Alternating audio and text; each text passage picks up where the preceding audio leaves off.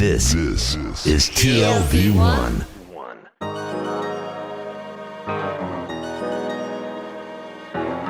The Tel Aviv Review.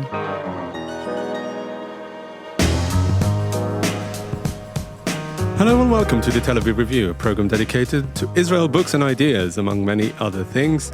Brought to you by the Van Leer Jerusalem Institute, which promotes humanistic, democratic and liberal values in the social discourse in Israel. This season of the Tel Aviv Review is also made possible by you. Yes, you, our loyal supporters.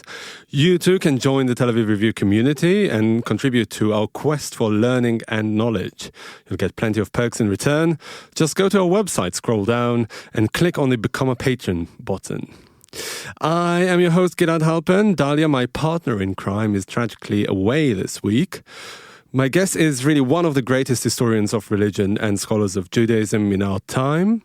Daniel Boyarin is a professor of Talmudic Culture at the University of California, Berkeley, who very recently led a workshop at the Van Leer Institute, which was centered around his forthcoming book entitled Judaism, the Genealogy of a Modern Notion. It will come out as part of Rutgers University Press's Keywords in Jewish Studies series. We're extremely honored to have him here today in our studio. Professor Boyarin, hello and welcome to the Tel Aviv Review. Thank you. I'm glad to be here. So before I read excerpts of your next book, I stupidly thought that Judaism, Yahadut, Yiddishkeit and Judentum all denote the same thing in different languages, English, Hebrew, Yiddish and German respectively. But you, as a meticulous philologist, show that astonishingly they're quite different from one another. Really, what are the main differences and how did they emerge over time? Okay. First of all, just a disclaimer. I am hardly a great historian of religion. I'm a pretty good scholar of Jewish studies. Okay, fair enough. Don't want people to think that I gave you those words or something. All right, fair enough. Anyway, so Lainyan. The overall framework of my argument is exactly a critique of the notion that there is something out there in the world called religion, which is a universal and an abstract entity in a sense, something that simply exists, of which we could say that it has a history in the way that we might say the history of Europe, right? Even Europe doesn't exist. It was created at a certain time, which has been the traditional approach of historians of so-called religion for as long as there has been such a discipline, which is not all that long, but roughly 100 years or so. Instead, my argument, and it's not only mine, I'm part of a wave here, I hope a wave that will turn into a tidal wave, has been to critique the notion of religion as a universal, to demonstrate, A, that it appears at a certain particular time in history, roughly the early modern period in Europe, and B, that it is initially confined to a very small cultural arena, again, Western European discourse. A corollary of this argument is that the notion of religion was then more or less forced or imposed in colonialist fashion on other cultures around the world, and particularly those that were under the sway of European colonial domination.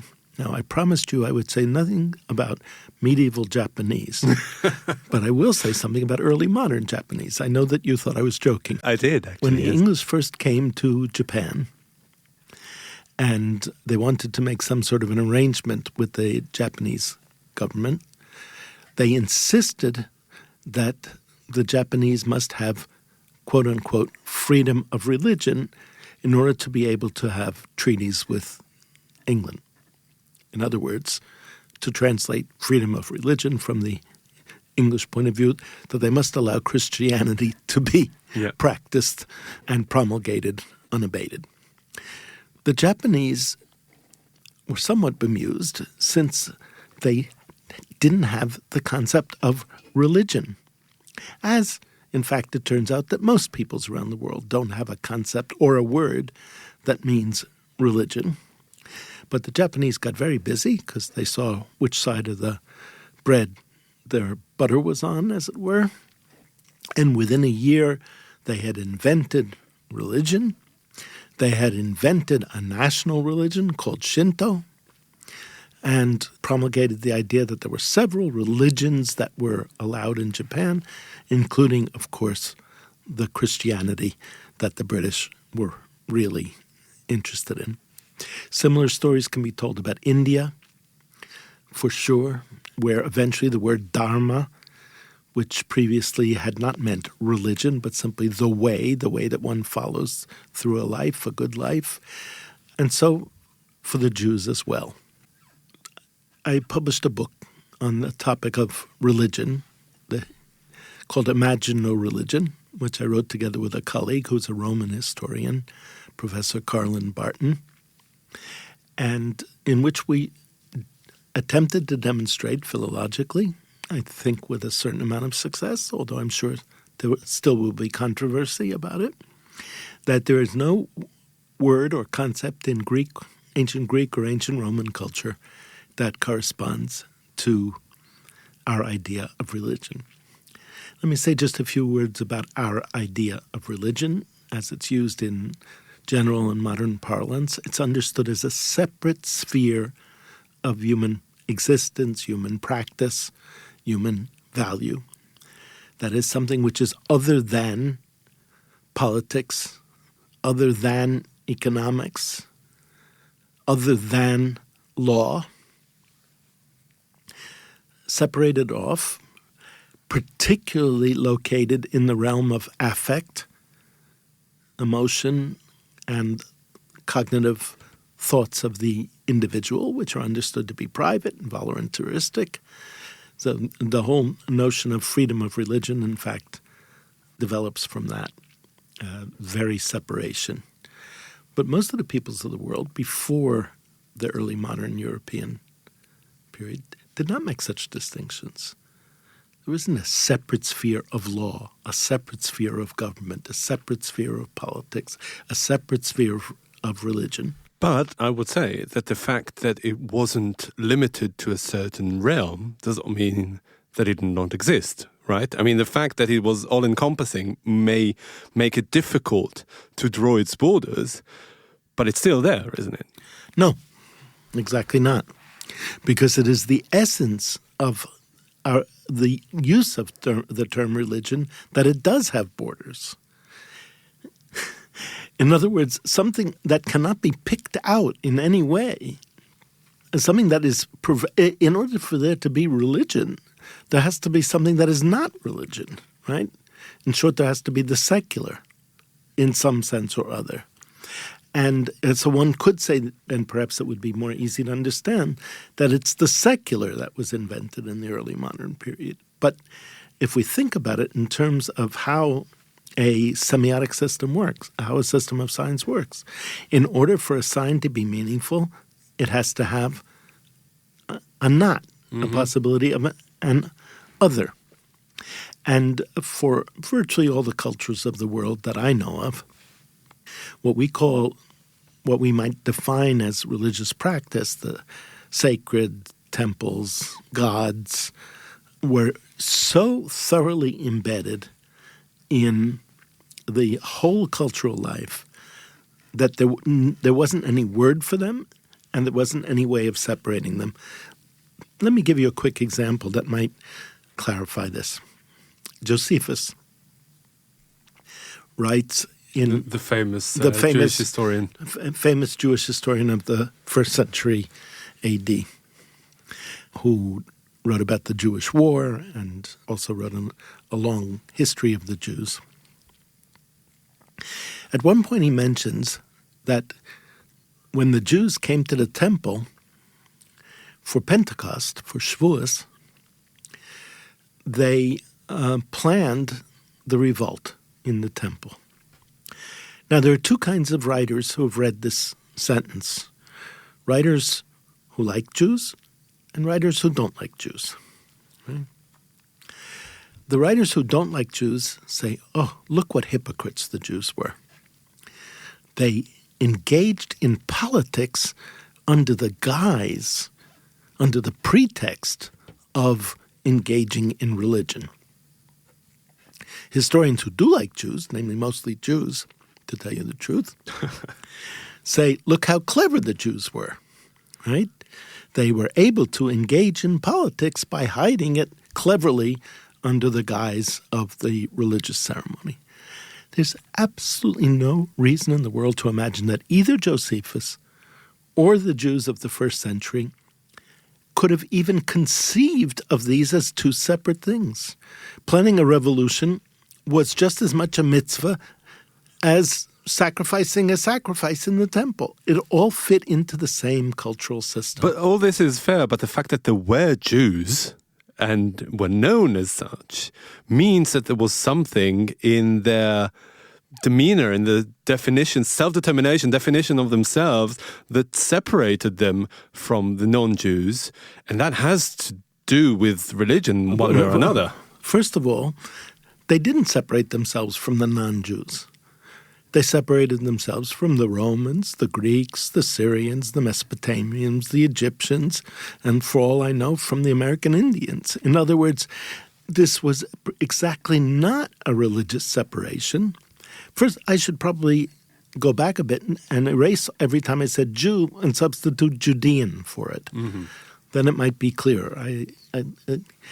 Because these were really what we might call today, again using modern terminology, which is not entirely successful, ethnic or national distinctions, and not distinctions of confession. Right? And that's exactly what shifts in the modern period. That's precisely what shifts. So, yes, of course, there were Judeans, Judaioi. There's no separate word for Jews or Judeans in Greek, for that matter in German or French either, but there is in English. So they were Judeans, and as such, as a national group, we might call it, they engaged in customs and practices, including practices of worship of gods, or in this case, only one god, that were different from their neighbors, but that were so embedded in entire cultural national systems and not separated out in the way that we do. So what are really the tools that you use as a historian to study that pre-modern period? Because if it is really impossible to come up with a valid definition, I mean, all you are left with is the risk of anachronism, which I think Jacques Le Goff said is really the worst crime a historian could commit. Yes, not only Jacques Le Goff said that, also Arnaldo Momigliano said that. Okay. And about the same time, they were both had this. Yes, this is exactly, my project is exactly an effort to avoid anachronism as much as possible. And the tool or the method is primarily philological. Fortunately, I happened to work on a people that loved words and wrote a lot of words and left a lot of words. It's more difficult when one is trying to describe people from 3,000 years ago and all you have is some artifacts, some buildings or things. But we've got a lot of words. So my tools are primarily philological. So instead of starting with an assumption that there is such a thing as religion and then going looking for the word for it in the ancient texts, I start with trying to produce a semantic map of the culture in question, as full, as complete as possible, within the general semantic field that I'm interested in. And by semantic map, I mean that I'll take many examples of a word that seems to me to be in the general semantic field that I'm interested in, and I'll lay it out in its contexts. It could be 50 or 100 different contexts. I translate every word in the text into English except for the word in question. And then I look and say, okay, treat this as a kind of a puzzle. What does it mean in this context? Or rather, how is it being used what are its opposites? What are its synonyms? In other words, how is it this and this and this and this, right? What goes with it? What doesn't go with it? How does that change from text to text? How do the word's usage develop? How does it contract? How does it expand? And through that method, I hope to get closer. I'm sure never, it's at best asymptotic, but to get closer asymptotically to something of the way the people who wrote those texts divided up the world or imagined the world. So it's almost a kind of an ethnographic endeavor, which the goal is to avoid as much as possible anachronism by not looking there for something that is here, but rather looking for what is there and then comparing it with what is here and now in terms of what there is and there isn't. Right? So I don't look for the religion of the ancient Romans or the ancient Hebrews, for that matter. I look for how they structured their universe and how a universe that doesn't have a concept or a word marking off religion from other things operates. The thing about Judaism and about Jews is that we like to think of ourselves as very special and, the outliers in history and the outstanding case in history. Does that stand up to scrutiny at all? Is the story that you're trying to tell of the Jews different to the story of, well, now I hesitate to say non-Jews, but the other groups that you're interested in? Well, the story of every group is different from every other group. Okay, so let me rephrase that. I mean, because Judaism, to a large extent throughout most of its existence, lived in the shadow of greater powers and greater cultural and political and, sorry to say that, religious systems, whether it was the Greco-Romans or the Christians later on, how do they differ from the powers that be, as it were? By speaking separate languages. I've recently come to the conclusion that what enabled the Jewish people to persist and consist throughout history was that lo shachachu et leshonam. They did not forget their language, which is what Chazal, the rabbis, say was the reason they exist, that they succeeded in Egypt for 400 some years and did not get assimilated, was they didn't forget their language. So the separate languages of the Jews, that seemed to me to be distinctive. And this is going to take us to the main theme very quickly of my book, which is that in no Jewish language that I know of, and I don't know every Jewish language, there have probably been hundreds, but I've studied Yiddish pretty seriously and some other Jewish languages also. Is there a word that means the religion of the Jews as opposed to all the rest of Jewish existence and practice, including, for instance, such things as the practices of horse thieves in Odessa? Right? That's part of Yiddishkeit. Mm-hmm. It's not part of Judaism. Right? You asked how these words are not equivalent to each other. Right? Yiddishkeit means everything that was done by Yidden. Everything that was done in the language of Yiddish, right, is Yiddishkeit. We could even broaden that more. We wouldn't want to say that everything that was done by Jews is Judaism, certainly not being horse thieves. And at the same time that Jews were using words like Yiddishkeit and equivalent in other Judeo languages, and perhaps referring to what we might call the religion under such words as Torah, or the Jews under such a name as Israel, Christians had been developing since sometime around the 2nd century A.D. the concept of religion.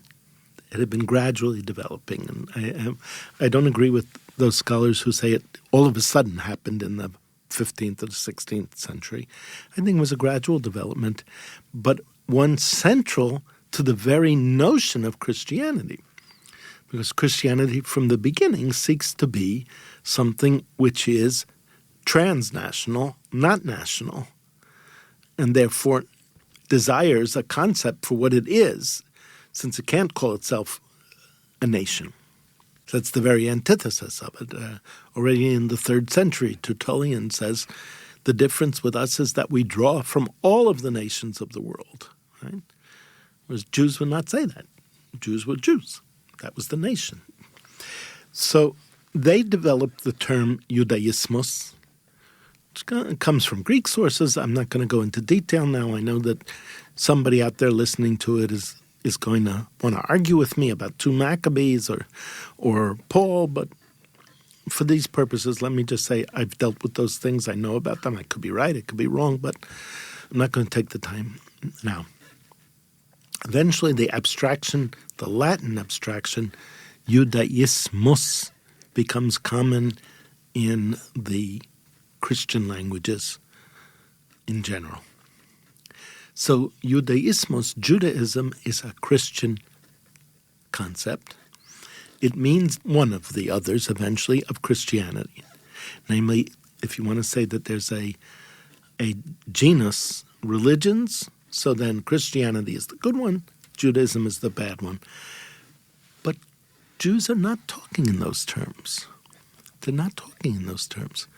I even did a study of the Kuzari, the medieval Spanish famous work by Rabbi Yehuda Halevi, where you would expect there to be a term for Judaism, and there isn't, even there. In the Kuzari, when he wants to talk about what we call Jews, Christians, and Muslims, it's Yisrael, Edom, Yishmael. Right? So he's thinking in terms of national groups, not of Christians, not of religions, but the Christians are thinking in terms of religion. So we've got these 2 parallel semantic systems going at the same time inside of Europe.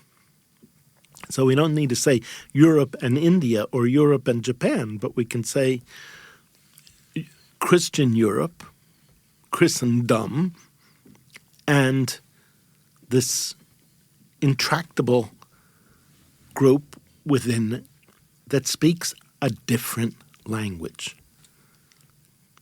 And that means that it carries with it a whole set of semantic meanings, differentiations that are not manifest in the Christian languages.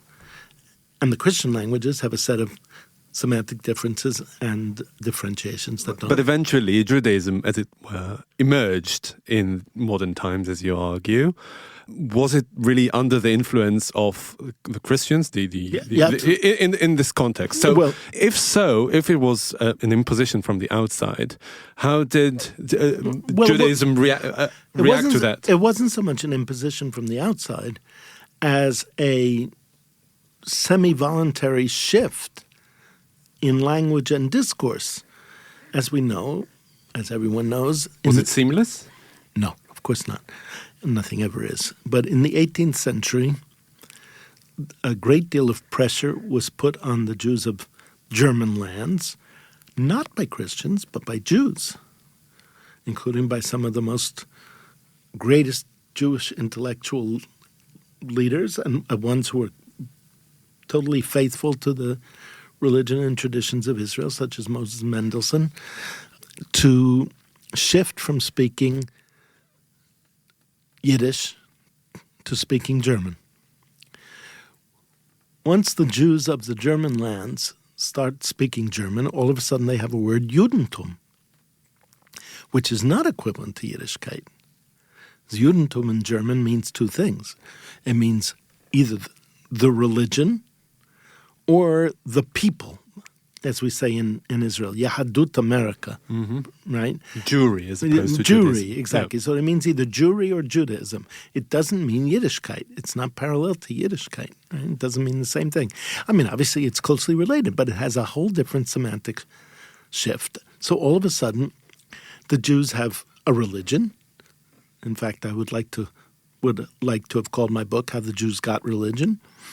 The Jews have a religion. They also now have the possibility of claiming a place in the politics of another nation by saying, oh, that's a national difference, and that's a nation, a national existence, And we're only different in our religion, right? So all of a sudden you can talk about Germans of the Mosaic persuasion and things of that. So there were gains and losses from the point of view of Jewish life.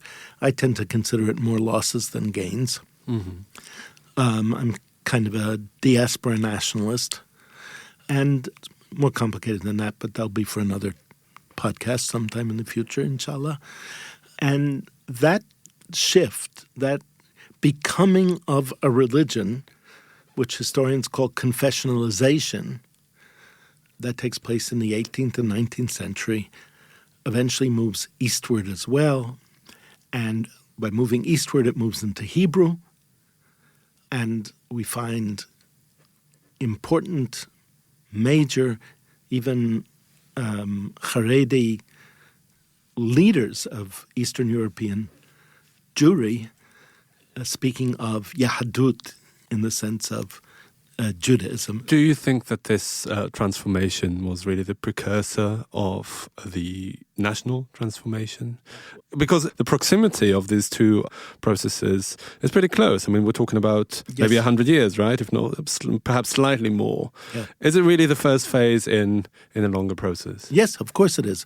I won't say it was a necessary or a sufficient, but I think historically speaking, in terms of looking back, it was certainly a cause. And it's certainly not an accident that a figure like the Netziv, Naftali Tzvi Hirsch Berlin, who was the representative, the leader of a very, on the one hand, a very conservative Orthodox community in Europe, but on the other hand, he's one of the writers who seems to have adopted the word Yahadut and used it often, constantly in his writing, while some of the anti-Zionist Haredi leaders write strongly against the use of the word Yahadut, attack the use of the word Yahadut, as I've documented in the book. So what do they use? Torah, Right. mitzvahs, Yisrael. There's not Because they recognize the potential of secularization. of secularization, exactly. That is implicit in the use of the term Judentum. But now I'd like to ask you as a historian again, because as we said earlier, all this was done in the shadow of Christianity and Christendom. Yes. Don't we run the risk of analyzing it or studying it through a Christian prism? Or is it just, something that we have to accept as almost evident? Well, what I'm trying to do is to demonstrate the Christian prisms through which we are constantly speaking, even when we think we're resisting them, and to reconstruct a kind of semantic world that is outside of that. Now, of course, that kind of an attempt is always fraught. It can never be pure. It's always implicated in exactly that which it's trying to deny. I mean, the most modern thing that can be done in modernism is to resist modernity, Yeah, right? sure. So this is a similar... I would like to ask you, perhaps, it might be our last question because we are quickly running out of time. What did the advent of spoken Hebrew and Zionism and the actual physical definition of Jews as a political entity do to all this? Was it just a catalyst? I mean, was it really the same process on steroids now, or did it take it in a different direction? No, I think it's very much the same process. It's a version of the same process. I'll finish with this. In 1929, Rosenzweig, speaking to Sholem, right, the two iconic figures, Rosenzweig said, whenever we speak, we are alien to ourselves. We become alien to ourselves. In other words, because we're not speaking a traditional Jewish language. He said, but then he said, and not only when we speak German, but when we speak modern Hebrew. Right. That's what he said, modernes Hebräisch, the Hebräisch von 1921, the Hebrew of 1921. Right? So he recognized that the transformation of Hebrew into what is virtually a modern European language in terms of its semantic structure, not in its grammar or Wortschatz, the lexicon, was a kind of rupture with traditional Jewish culture. So taking a bird's eye view, perhaps, over the many centuries of Jewish history, would you say that where it ended up, with Zionism and, the more modern practices of Judaism was just ineluctable? It was, there were many attempts to resist that and stop that and, divert the courses of history. Some of them were even unexpected, such as the Holocaust that, created perhaps an unexpected historical current.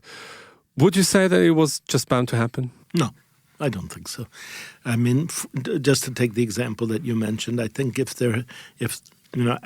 counter history is always problematic, or counterfactual history. But, after this disclaimer, please say what. But if there had been no World War II, no Nazi genocide, I think there's every reason to expect that Yiddish culture would have flourished, continued to flourish, that Jews would be speaking both the modern contemporary languages where they lived, as well as producing flourishing Yiddish and other Judeo-language cultures, as we see just a little hint of still in South America, where even now, although it's gradually dying out, even young Jews produce culture in Yiddish and in Spanish at the same time. That's all very interesting, and I'm sure that there will be much more of that in your forthcoming book, Judaism, the Genealogy of a Modern Notion. It will come out as part of Rutgers University Press's Keywords in Jewish Studies series. That is Professor Daniel Boyarin. Thank you very much for joining us today. Thank you for having me. And also big thanks to Gizem Ozdemir, our sound engineer, to Itai Shelem, our producer, and to the Van Leer Institute for their generous support. We would also like to thank Peter Frey and Carrie Shapiro and the Romay Foundation, who made a very generous contribution to the Tel Aviv Review, and to those of you out there who are supporting us through Patreon. If you like what we do, at least as much as we do, please consider becoming a patron. You'll get plenty of gifts in return. In the meantime, don't forget to check out our archive. There are over 400 interviews to keep you busy, entertained, and hopefully annoyed. Follow us on Facebook. Our page is called the Tel Aviv Review Ideas from Israel. And follow me and Dalia on Twitter. She will be back with us next week, as well as another episode of the Tel Aviv Review. And until then, goodbye.